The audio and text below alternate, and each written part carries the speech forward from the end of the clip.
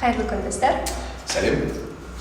Бүгінгі біздің тақырыбымыз сұраулы сөйлемдер, осы жақтағы сұраулы сөйлемдер. Сұраулы сөйлем қалай пайда болады ағылшында? Назар аударайық. Бізде кестеде бірінші кестеде бізде толық аяқталған сөйлемдер, қарапайым толық аяқталған сөйлемдер. Қараңыздар, I work дегеніміз мен жұмыс істеймін, we play, біз ойнаймыз, you do, сен жасайсың, they like, олар ұнатады. Үшінші жақта біреу туралы айтқан кезде ер адам, қыздар жайлы және заттарды айтатын болса, he, she, it, he works, ол жұмыс істейді, she plays, ол ойнайды, етістікке s жалғау жалғанып тұр, it does, ол жұмыс істейді, it likes, ол ұнатады. Сұраулы сөйлем құрастыру үшін бізге бар болғаны көмекші етістік қолдану керек. Нақтырақ айтқанда бізде көмекші етістік бізде do болады, do'ды біз сөйлемнің басына қойып, сөйлемнің арт жағына сұрақ белгісі қоямыз. Және дауыстарға кішкене ауыстырамыз. Сонымен do I work, do we play, do you do, and do they like.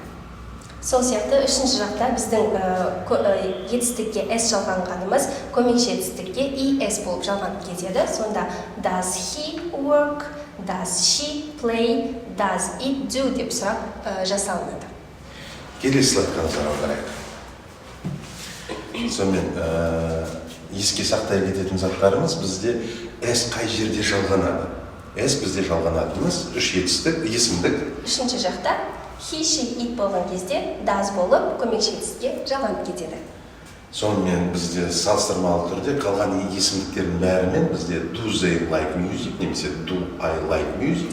Ал үшінші жақта жекеше түрде бізде does he like music болып өзгереді. Қысқа жауаптарда бізде yes есімдік қолданамыз да, соған сәйкес do немесе does көмекші етістігін қолданамыз. Теріс жауабын айтатын болса, no есімдік және де көмекші етістігімізді жалғаймыз. Мысалы, no, I don't, no, he doesn't деп айтамыз. Анар апаймен келесі сөйлемдерді оқып шығайық. Мен сұрақ қоямын, Анар апай жауап береді. Do you smoke? No, I don't. Do they speak English? Yes, I do. Does he work hard? Yes, he does.